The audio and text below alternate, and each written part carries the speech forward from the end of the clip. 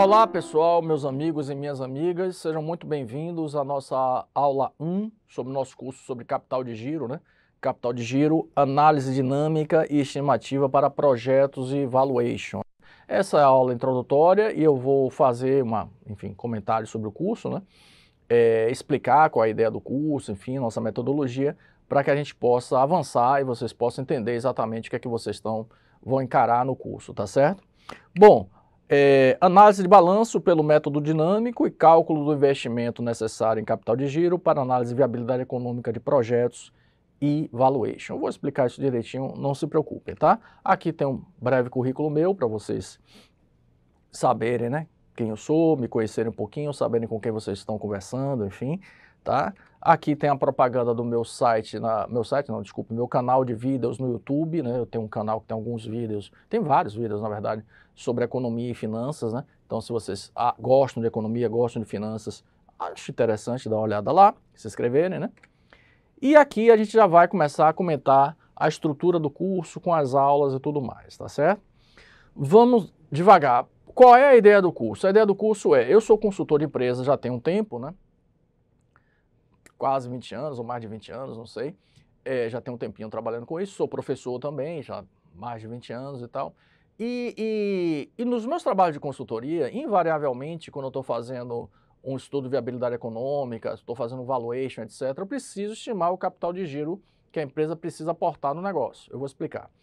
E me incomoda muito, me incomodava, hoje nem tanto, mas assim, me chamou a atenção, melhor dizendo, né, que vários colegas meus consultores, notadamente aqueles que não eram de finanças, né, a gente conhece muita gente que transita em outras áreas e tal, e normalmente eles dizem assim, não, o valor do capital de giro para um valuation, para uma análise de viabilidade de projetos e tal, é 5% da receita anual, é 10% da receita anual, é 3% da receita anual, como se fosse uma regra. E não é, vocês vão ver que não é, porque isso depende da relação da empresa com seus fornecedores, depende dos prazos que a empresa tem com os fornecedores, com os clientes, pagamento de boleto, etc. Então, tudo isso depende. Então, essa coisa de dizer que o capital de giro é 5% da receita, 10% da receita, não é verdade. Pode até, coincidentemente, para uma empresa ser, mas pode não ser para outra. Então, isso me chamou a atenção.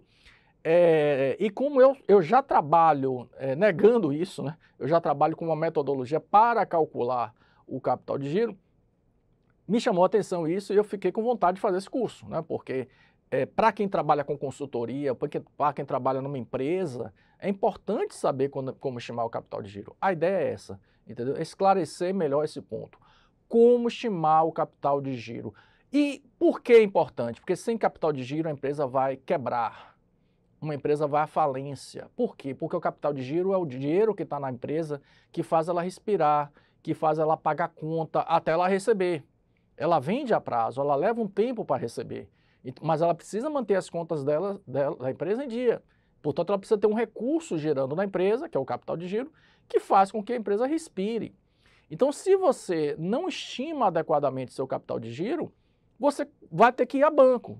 O problema não é pegar recurso, né, emprestado para se financiar, recurso de curto prazo. O problema não é ir a banco, nada contra ir a banco, o problema é ir a banco de forma desesperada, de forma sem planejamento algum, de forma assodada, com taxas de juros absurdas, e isso aí começa a estrangular a empresa, né? Quando ela começa a ter vários endividamentos bancários de curto prazo para cobrir seu capital de giro, porque ela não tem capital de giro, com certeza ela vai ter problemas mais lá na frente, talvez até ir à falência, não vou dizer que com certeza vai, claro que não, alguma coisa pode ser feita, mas pode. Então o capital de giro é muito importante, é um recurso que a gente precisa ter para fazer com que a gente respire, a empresa respire e evitar um mal maior que seria o próprio fechamento da empresa, tá?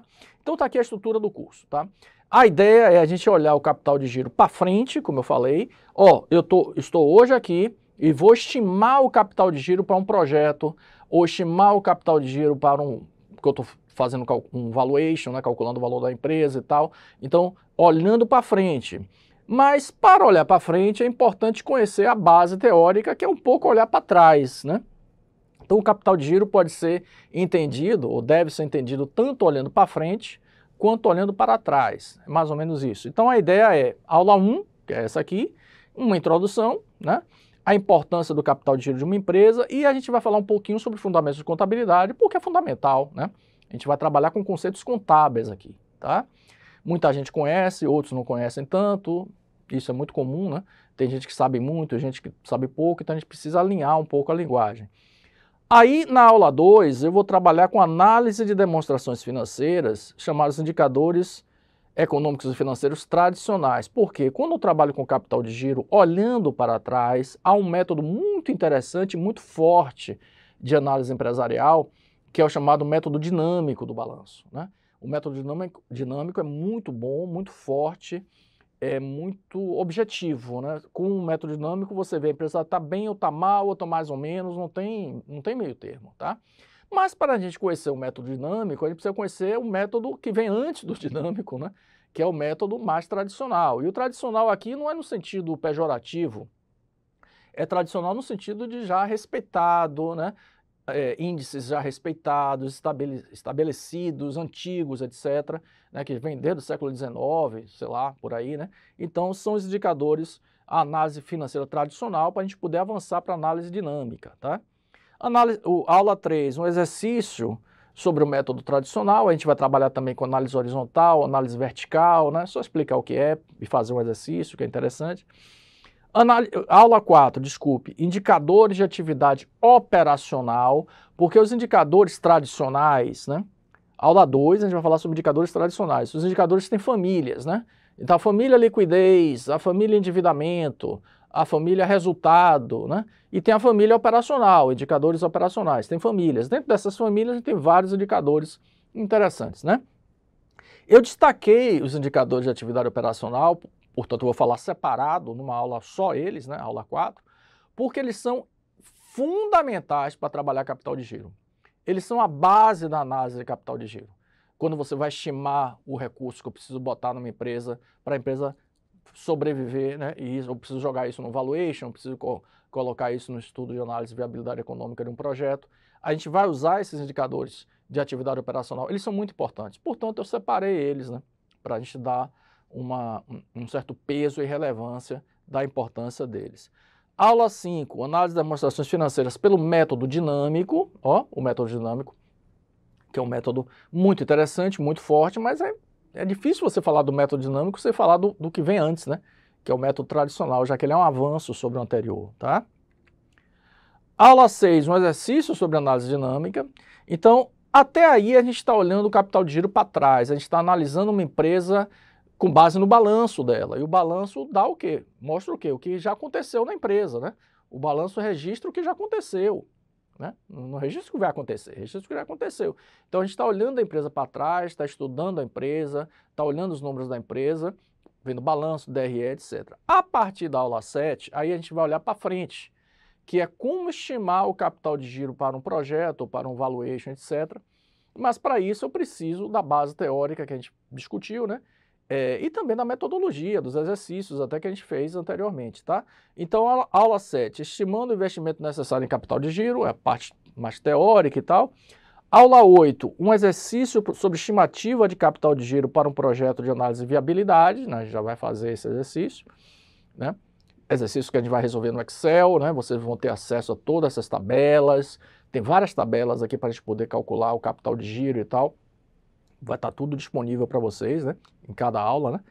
Aula 9, exercício sobre estimativa de capital de giro para um valuation. É praticamente a mesma coisa, com um detalhe que muda, a gente precisa chamar a atenção disso, mas o processo é muito parecido. E aula 10 vai ser um estudo de caso com as análises em conjunto, né? A gente vai fazer análise dinâmica do balanço, estimativa do capital de giro para um valuation e o valuation em si. Um ponto importante é que esse curso é sobre capital de giro, tá? A gente lá na frente vai fazer esses exercícios, estudo de caso e tal, envolvendo análise de viabilidade econômica, valuation, etc. Mas é para a gente poder botar isso na prática, né? Se você quer saber mais sobre valuation, né? Porque valuation não se esgota aqui, em hipótese alguma, é um assunto que tem muitos detalhes, é muito profundo. Se você quiser saber mais, conhecer mais sobre valuation, eu indico um curso meu que tem aqui na minha plataforma aqui também, que é um curso sobre valuation. Sobre valuation. Então, assim, talvez fazer os dois cursos, né? Porque um complementa o outro, os dois são complementares. A bem da verdade, os dois cursos deveriam ser um curso só, mas ia ficar um curso gigante, né? Então, para não ficar um curso gigante, né? Valuation com capital de giro, eu separei valuation e capital de giro. Mas no fundo, os dois se complementam, tá? Porque não dá para você fazer um valuation sem estimar o capital de giro da empresa necessário e tal, tá? Então aqui a ideia das aulas, cursos práticos com exercícios no Excel, o que for de HP a gente vai fazer com HP também para vocês conhecerem, mas praticamente sempre o Excel, certo? Então a gente vai começar, já começamos nossa aula 1, né? Mas essa foi uma parte introdutória e tal.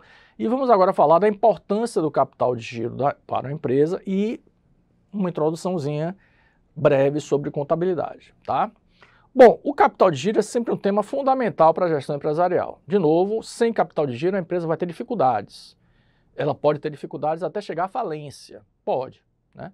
Então é um tema fundamental.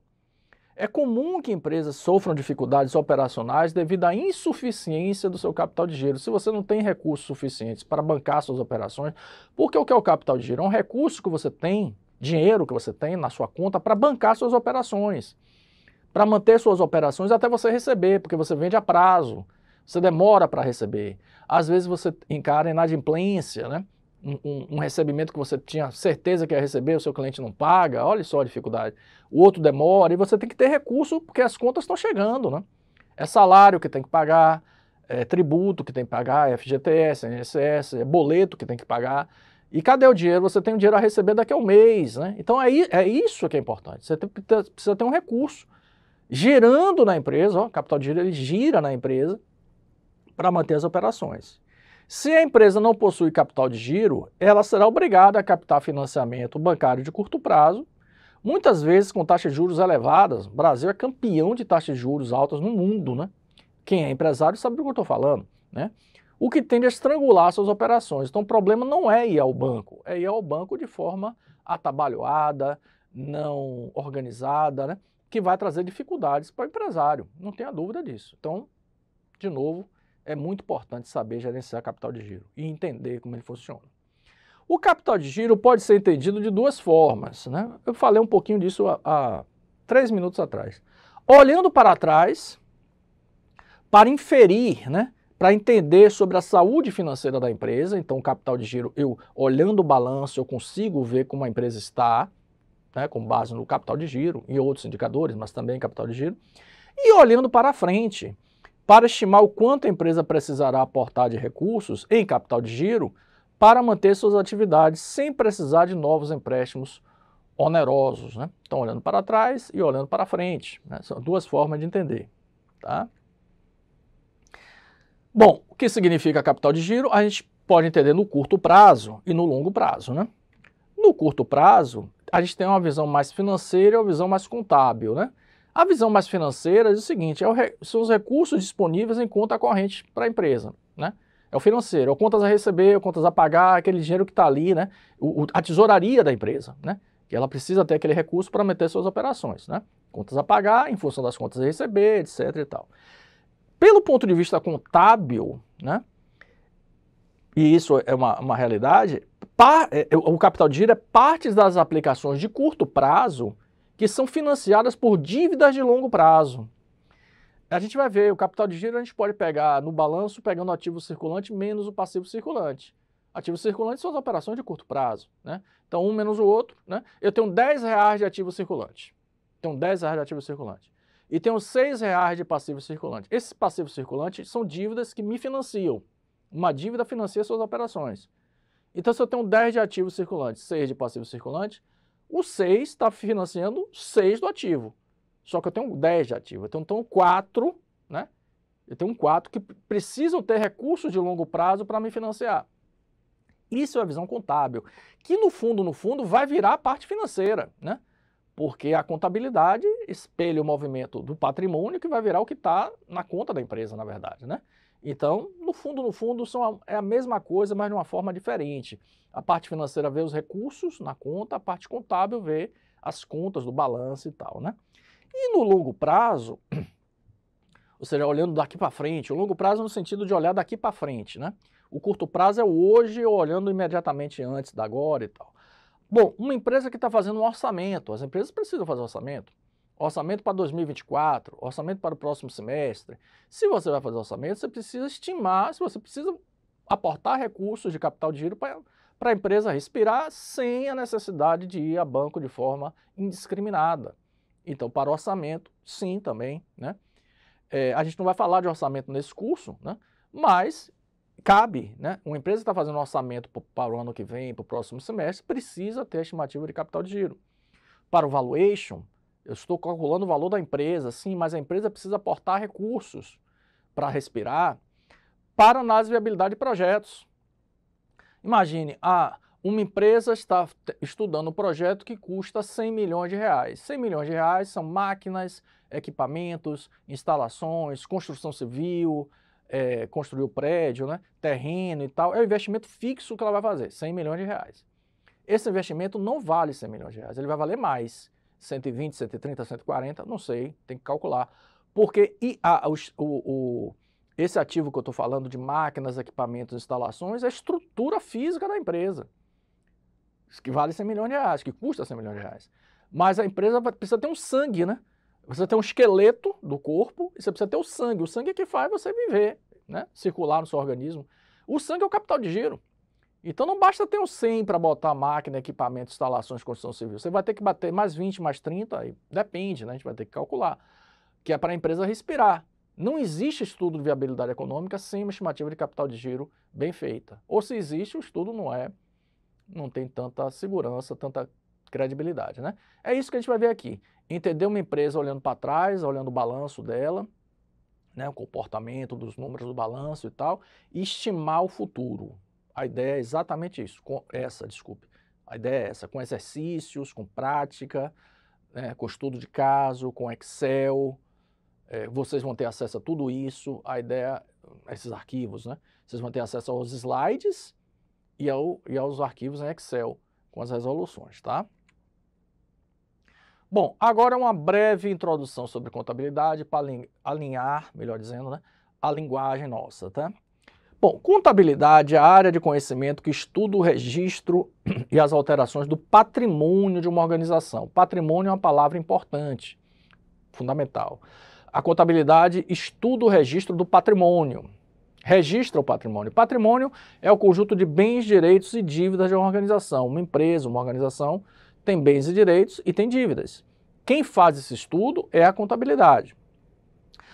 O patrimônio está aqui, né? O conjunto de bens, direitos e dívidas, né? Obrigações de uma organização. A contabilidade é fundamental para a gestão empresarial. Veja, os contadores, a parte contábil, a contabilidade da empresa precisa seguir a legislação, precisa seguir a Secretaria da Receita Federal, os prazos da Receita. Hoje os documentos são todos eletrônicos, né? Envio de documentos para a Receita ou para a Receita Estadual, né? Ou até para a municipal. Você precisa seguir, né, as regras do fisco, né? Você precisa seguir as normas contábeis do Conselho Federal de Contabilidade, você precisa seguir, né? Prazo para a Receita e tal, mas independente disso, né? Esqueça, isso é básico, mas independente disso, a contabilidade tem que ser capaz de, ou melhor dizendo, você, gestor, tem que ser capaz de pegar um documento contábil, um balanço, uma DRE, uma demonstração de fluxo de caixa, o que seja, e numa conta rápida ver como é que está a empresa. Porque a gente tem indicadores, e a gente vai falar aqui, indicadores tradicionais, indicadores da análise dinâmica, etc., que nos mostram como está a empresa, se a empresa está indo bem ou está indo mal. Então a contabilidade, independente dos prazos, das regras do fisco, da Receita, das regras do Conselho Federal de Contabilidade, das normas do Conselho Federal de Contabilidade, independente de tudo isso, ela deve ser entendida como fonte de informação para a gestão. Isso é fundamental, né? Tem a parte contábil obrigatória, ok, os prazos, ok, os documentos, ok, mas a gente precisa entender um balanço onde é como fonte de informação para a gestão empresarial, fonte de tomada de decisão, tá? Nossa análise de capital de giro vai partir de documentos contábeis. Então, ela é fonte de informação para a gente sempre. Isso é fundamental. E os alunos de primeiro semestre precisam entender isso. A contabilidade lançar débito e crédito, ok, é fundamental, porque a regra é essa, mas você tem que entender que ela é importante para a gestão da empresa, tá? Tudo da contabilidade nasce dessa conta T. Isso é um T, uma letra T, né? Então muita gente chama de conta T, eu prefiro chamar inclusive de conta T. Outros chamam de razonete, né? Que é um razão pequeno, conta T ou razonete, que tem débito e crédito, né? O famoso débito e crédito, né? E isso nasce do século XV com um padre italiano chamado, um frei italiano, né? Chamado Frei Luca Pacioli, né? Que na Itália do século XV inventou o tal do débito e crédito. Eu fico imaginando o que seria do mundo empresarial, das finanças empresariais, da gestão empresarial ao longo dos séculos sem esse padre. Porque esse cara revolucionou, de alguma forma, a gestão empresarial, inventando o débito e crédito, porque tudo da contabilidade nasce aqui. A gente tem que dar valor às pessoas que fazem as coisas ao longo do tempo, né? Ele criou uma forma de entender a gestão empresarial e de controlar o patrimônio a partir daqui. E o débito e crédito é no mundo inteiro assim, né? Ele diz, o padre, né, que as origens de recursos, né? Origem de recurso é dinheiro entrando para a empresa, né? Origem, né? Se lança crédito e as aplicações de recursos, que é a empresa botando dinheiro em alguma coisa, se lança em algum ativo, etc., se lança a débito. Isso é verdade, isso é aceito no mundo inteiro, mas é uma convenção. É X e Y. Daria no mesmo, se fosse, né? É preto e branco, é Bahia e Vitória, é Inter e Grêmio, enfim. Canadá e União Europeia, pronto. É uma convenção. É uma convenção. A convenção é a origem é a crédito e a aplicação é a débito. E ele pensou, o padre, o Frei Luca Pacioli, pensou o quê? Todas as operações de uma empresa que alteram o patrimônio dessa empresa, de uma organização, melhor dizendo, que é maior do que a empresa, né? Todas as operações devem ser entendidas simultaneamente como origem e aplicação de recursos. Sempre assim. A mesma operação ela tem, por um lado, uma origem e uma aplicação de recursos. Essa é a alma da contabilidade. Nós não vamos aprofundar isso, né, porque não é um curso sobre contabilidade, mas a gente precisa entender esses conceitos básicos para saber o que é origem, o que é aplicação, o que é algo que está no balanço do lado passivo, do lado ativo, etc., né? Falar também agora rápido sobre o balanço patrimonial, que é um documento fundamental, um relatório fundamental da contabilidade, né? O balanço, pessoal, tá aí. O balanço demonstra o estoque de bens, direitos e dívidas, portanto é o patrimônio, ó. Bens, direitos e dívidas de uma entidade, né, de uma organização, em um dia. No Brasil é obrigatório que seja em 31 de dezembro, porque no Brasil o ano calendário coincide com o ano fiscal, né? Então o ano acaba 31 de dezembro, então o balanço é obrigatório 31 de dezembro. Obrigatório. Mas eu acho que as empresas deveriam fazer o balanço todo final de mês. E a maioria faz, né? De média empresa para cima normalmente faz, né? Que tem uma estrutura maior e tal. Pequenas empresas é mais difícil, né? Muito mais complicado. Mas de média empresa para cima normalmente elas fazem. É muito raro. Tem que fazer todo final de mês, porque você tem que apurar a sua situação patrimonial sempre. Não precisa fazer todo dia, né? Também é exagero. Mas todo mês você tem que fazer. E o balanço é uma demonstração estática. O exemplo que eu gosto de dar é o seguinte: imagine uma pessoa que está correndo, né? Fazendo exercício físico. Ele está em movimento. Essa pessoa está em movimento, está correndo. Na praia, ou no campo, sei lá. Aí vem alguém, bate uma foto dessa pessoa. Nesse momento, essa pessoa que está em movimento ficou estática, né? Parado por causa da foto. É isso, porque a empresa está em movimento. A empresa está viva. Ela está comprando, olha o movimento, está comprando, está vendendo, está pagando imposto, está pegando empréstimo, está pagando empréstimo, está pagando boleto, está vendendo, está comprando estoque, está comprando carro, está vendendo, ela está operando. E a contabilidade tem que registrar isso, né? Da maneira mais crível possível. Em determinado dia, você bate uma foto da empresa. Pronto, aí você pegou a situação patrimonial da empresa. Naquele momento, ela está parada. Você pegou a situação patrimonial da empresa. Então, o balanço é uma situação, é um relatório estático, né? Ele registra o balanço, as contas patrimoniais, né? Balanço patrimonial, portanto, as contas patrimoniais são as contas de bens, direitos e dívidas, que são diferentes das contas de resultado, que a gente vai ver daqui a pouco. Existem as contas patrimoniais, que estão no balanço, e as contas de resultado, que estão na demonstração do resultado do exercício. Então, o balanço trabalha com conta patrimonial. E essas contas não são encerradas ao final do exercício, isso é quase que óbvio, mas é importante chamar a atenção. Eu termino o ano, né, 31 de dezembro, devendo R$100 mil ao banco X, começo o outro ano devendo R$100 mil ao banco X, né? Então, Então, elas não são encerradas, porque as contas de resultados são encerradas, tá? Aqui um diagramazinho do balanço, né? A gente tem do lado de cá as origens, ó, saldo credor, ó, o Frei, Luca Pacioli, origem, saldo credor. Origem, saldo credor. Passivo circulante. O que é passivo circulante? Passivos são dívidas. Tudo que a empresa deve a terceiros, outras empresas, governos, empregados, bancos, etc. Terceiros que vencem até um ano da data do balanço.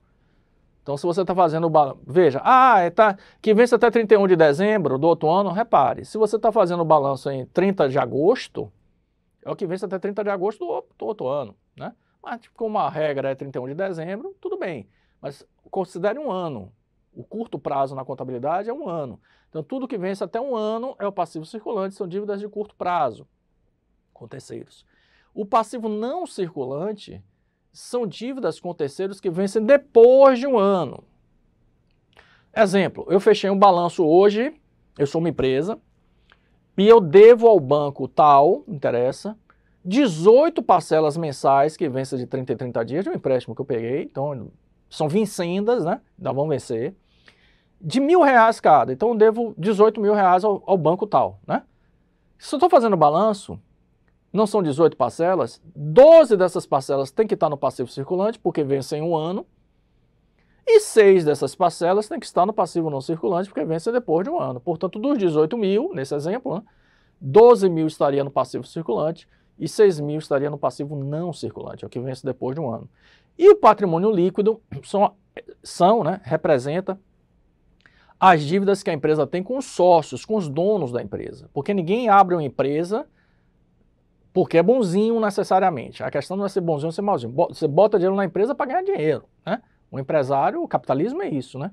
Só que você botou dinheiro na empresa. A empresa precisou de recursos dos sócios, de aporte dos sócios. Isso fica no patrimônio líquido. Ou quando a empresa tem lucro, o lucro não é apurado no balanço, o lucro é apurado na DRE. A empresa teve um lucro, por exemplo, de R$100.000, por exemplo, distribuiu 60 mil para os sócios, botou no bolso dos caras lá e tal, claro, o sócio, né? Que é o lucro, e 40 mil não distribuiu. Esse 40 mil vai ser acumulado no patrimônio líquido do balanço, porque é um dinheiro do sócio que está lá. Um dia ele vai sacar o dinheiro, né? São origens de recursos. Então, passivo e patrimônio líquido são origens de recursos, e isso é aplicado. As aplicações de recursos é o ativo, né? O ativo circulante é tudo que já é dinheiro, dinheiro na conta corrente, dinheiro em papel, em cédula, né?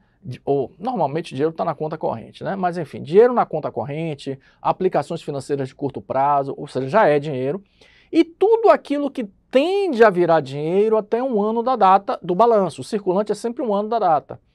Então, se eu fiz uma venda a prazo, eu tenho contas a receber, né? Que eu vou receber daqui a um mês, pô, um mês é menos de um ano, circulante, né? Vou receber daqui a 2 meses, circulante. Então, contas a receber, estoques, né? Porque os estoques, a tendência é que você venda o estoque antes do ano, aliás, deve, né? O estoque tem que ser girado rápido. Então, tudo aquilo que tende a virar dinheiro até um ano da data é circulante, ativo circulante nesse caso, né? E o não circulante é aquilo que é o ativo da empresa que não vai virar dinheiro até um ano da data. Luiz, eu tenho um prédio que eu posso vender amanhã. Sim, você tem um prédio que pode vender amanhã, mas o prédio não está ali para ser vendido, a não ser numa concessionária, numa construtora. Eu estou falando de uma empresa que não seja uma construtora. Você pode até vender o prédio, mas o papel do prédio não é ser vendido. O papel do prédio é estar ali para fazer com que a empresa funcione. Então é o chamado realizável a longo prazo, que são contas a receber que você tem a receber depois de um ano, né? Então você fez uma venda para um cliente que por alguma razão o cara só vai te pagar daqui a 14 meses. Imagine, mas é realizável a longo prazo. Ou uma aplicação financeira, mais comum, né? Uma aplicação financeira que vence depois de um ano, né? O gerente do banco te deu uma taxa de juros mais alta para você deixar o dinheiro lá parado no banco e tal. É realizável a longo prazo. Investimentos é quando a empresa tem ações de outras empresas, tem o capital de outras empresas, né? Ela é dona de um pedaço de outras empresas, investimentos. O imobilizado, máquinas, equipamentos, instalações, terrenos, etc., imobilizado. E o intangível, o ativo intangível é aquele que você não pega, né? Por exemplo, marcas e patentes, né? Marcas e patentes têm um valor, né? tem um valor de mercado, mas é intangível, né? Direitos de operação de concessionárias de concessão pública, né? Quem trabalha com concessão pública, por exemplo, é intangível. Então, está aqui o balanço. Aqui está um exemplo de um balanço, né? Com números reais, foi uma empresa que eu trabalhei, né? Observe, claro que eu tirei o nome da empresa, né? Mas quando eu posso usar números reais, né? Nos meus exemplos eu uso, que eu acho que é mais legal, né? Então você tem um ativo de 9.290.530 e um passível PL de 9.290.530. Ou seja, a regra básica é que ativo é igual a passivo mais PL, porque as origens são iguais às aplicações. As origens têm que ser iguais às aplicações. Então o passivo tem que ser igual sempre, desculpe, o ativo tem que ser sempre igual ao passivo mais PL. E aqui a demonstração do resultado do exercício, a DRE. A DRE complementa o balanço, mas é outra história. A DRE trabalha com as contas de resultado. As contas de resultado são as contas que vão gerar o resultado. Contas de resultado. O que é resultado? Lucro ou prejuízo. Ó, na madeira eu não gosto de falar a palavra prejuízo para não atrair. Lucro ou prejuízo, né? O empresário quer o lucro, mas muitas vezes ele encara, obviamente, uma situação de prejuízo. Isso é gerado na DRE. Então as contas de resultados são receitas, custos e despesas, que não estão no balanço, estão na DRE. A DRE é uma visão dinâmica, de fluxo, né? Enquanto o balanço é estático, é parado, é uma demonstração parada, né? Uma foto, a DRE é um movimento, é tudo que a empresa vendeu, né? Vendas, custos e despesas, tributos, etc., em determinado período. A respeito, portanto, a visão dinâmica de todas as vendas e custos, despesas assumidos em determinado período. Esta apuração nos dará o resultado do exercício, se lucro ou prejuízo. Então, é a DRE que nos dá o lucro e prejuízo. E as contas de receitas, custos e despesas são contas de resultado, são diferentes das contas patrimoniais, porque elas são encerradas ao final do ano, ao final do exercício.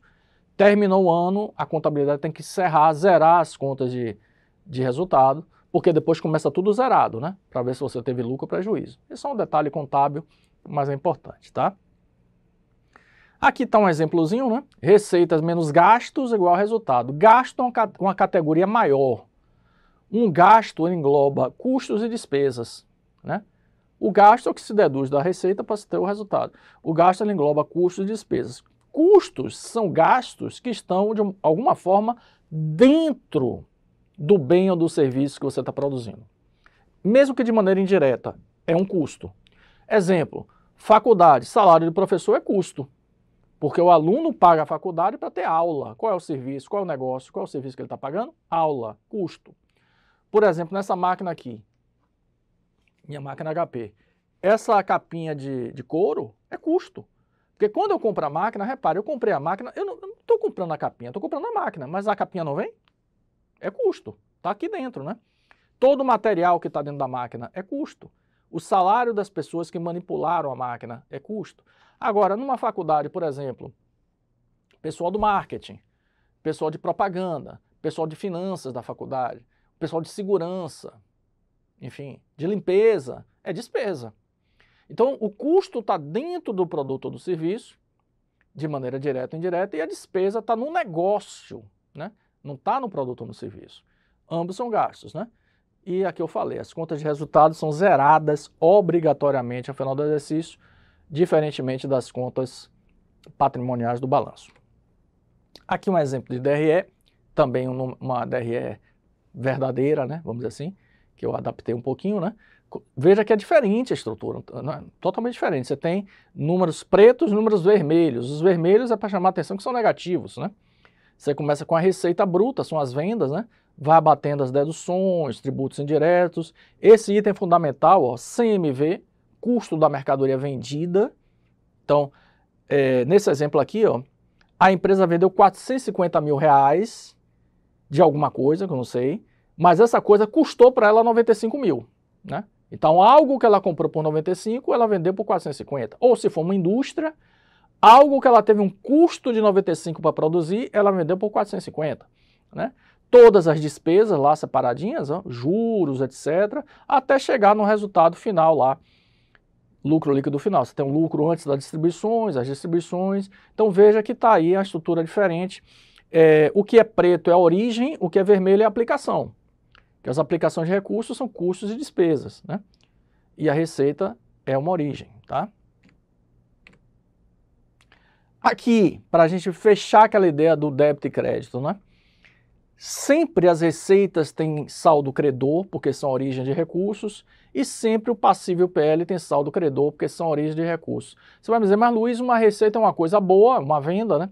Enquanto que uma dívida é sempre uma coisa problemática, né? Que a gente tem que pagar e tal. E como é que tem saldo credor as duas? Sim, porque todas elas são formas de origem de recursos. Talvez a melhor forma seja a receita, mas uma dívida também é uma origem de recursos.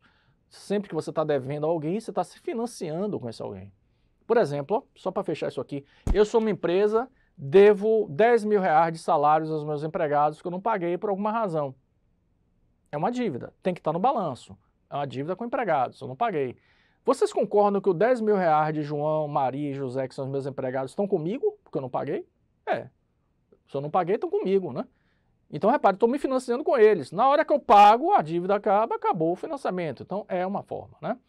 Então, as origens de saldo credor, a DRE, a receita que está na DRE tem saldo credor, passivo e PL também tem saldo credor que está no balanço. E do lado do ativo e da DRE, né? Você tem um ativo no balanço e custos e despesas na DRE também com saldo devedor, né? Origem e aplicações é a base de tudo. Veio lá do Frei Luca Pacioli, né?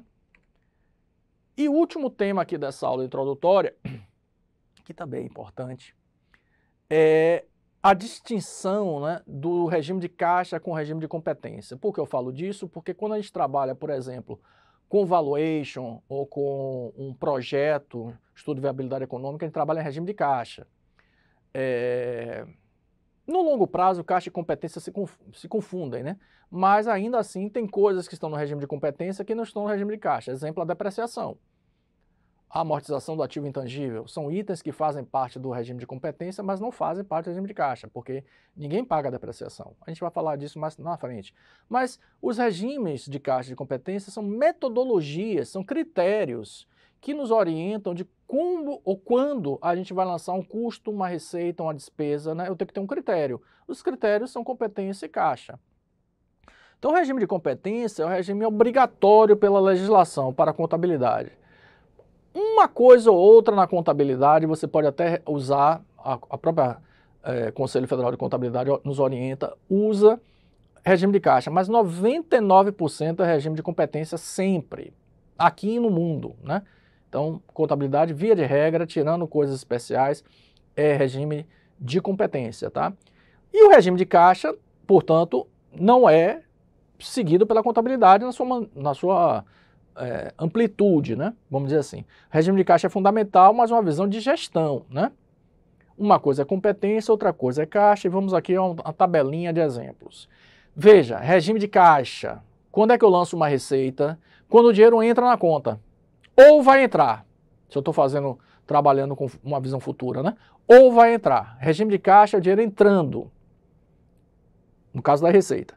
E de competência, regime de competência, a receita é quando você vende uma coisa, vende um produto, presta um serviço, você emite a nota fiscal. Emitiu a nota fiscal é receita. Então, você pode emitir a nota fiscal, portanto, gera uma receita, e o seu cliente pagar, se emitiu a nota e recebeu à vista, ou não pagar, se é uma receita a prazo, é receita. Então, observe que no regime de competência não tem nada a ver com o dinheiro entrando, é a nota fiscal sendo emitida. Pode ser até que o cliente pague à vista, mas pode não ser, tá? Então, regime de caixa é dinheiro entrando, a receita é regime de competência, a empresa lançando uma nota fiscal porque ela vendeu ou prestou um serviço. Custos e despesas, os gastos. No regime de caixa é quando a empresa gasta, paga alguma coisa, né? Quando ela paga alguma coisa, melhor dizendo, não é quando ela gasta, é quando ela paga alguma coisa, um custo, uma despesa, ou quando ela vai pagar, se você está trabalhando com o futuro. Então, é o dinheiro entrando ou o dinheiro saindo. Receita é dinheiro entrando, custo e despesa é dinheiro saindo. Simples. Regime de caixa é mais simples, né? Entrada e saída. Regime de competência, não.